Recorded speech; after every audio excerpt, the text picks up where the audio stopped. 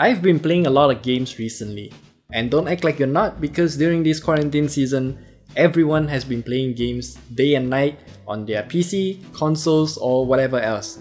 And if you're watching this video, then obviously you are interested in looking at this controller right here. This is the 8bitdo SN30 Pro. And with this nostalgic look, is this controller good for your day-to-day gaming? Well, let's find out.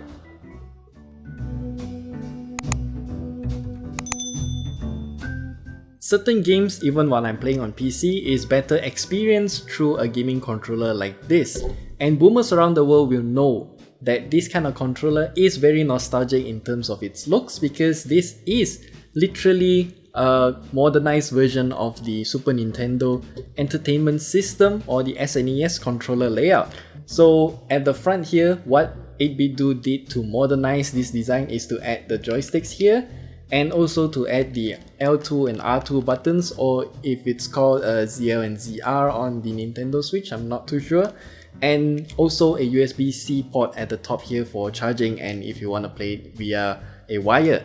And of course, this is a wireless controller that works off the standard 2.4 GHz Bluetooth. When I saw this controller at first, I was skeptical of this layout right here, because for me personally, I've always been this kind of guy, because once I went for the Xbox One controller, I couldn't go back to this type of symmetrical layout because it's just not really that ergonomic for my fingers. But this controller, the joysticks is actually very short, and it makes it very ergonomic to hold and play. And the volume of the 8bitdo SN30 Pro is so small that I can fit it into my Skull & Co Max Carry case. Alright, so back to its cross compatibility. So this controller actually supports Windows, Mac, and the Nintendo Switch.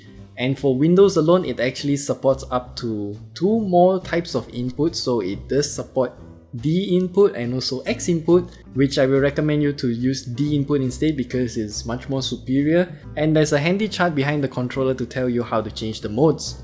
So I decided to connect this controller to my PC and try some games out. So the first game I tried is actually not really recommended, because I tried Star Wars Jedi Fallen Order, and that is just abysmal because the game's difficulty is just way too high for me at first.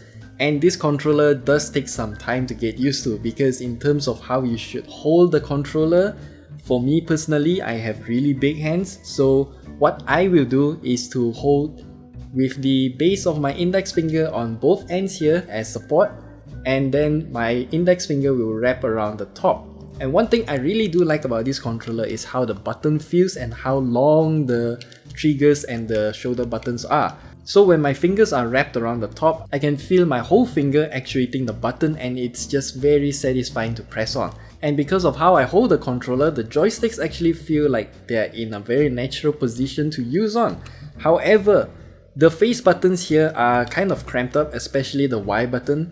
Because of my fat thumb, whenever I want to press the Y button, I do tend to touch or push the right joystick a little bit, which means for those who does have even thicker thumbs, then you might have an issue right here. And the battery life of the 8bitdo SN30 Pro is actually very good as well. So I got about 8 hours through a single charge when I'm playing Star Wars Jedi Fallen Order. So far, I don't really have any issues in terms of connectivity and also input lag, which I think is safe to say this controller is pretty good. And because of the SN30 Pro's overall size and cross compatibility with multiple different platforms, this is a very good controller, and I would easily recommend it to everyone if the price is right. Because currently this controller isn't officially available in Malaysia. However, you can get the SN30 Pro Plus with the palm grips and even more features at only 159 ringgit. And if you want to buy this, you have to import it, and it costs for about 140-ish ringgit. So yeah, I'm not too sure if this is worth it for you, but for me personally, I do think this is a great controller. I can just stuff it in my bag or something, head to my friend's place after the whole MCO is over, and then play some Overcooked, or maybe, I don't know, Crash Team Racing.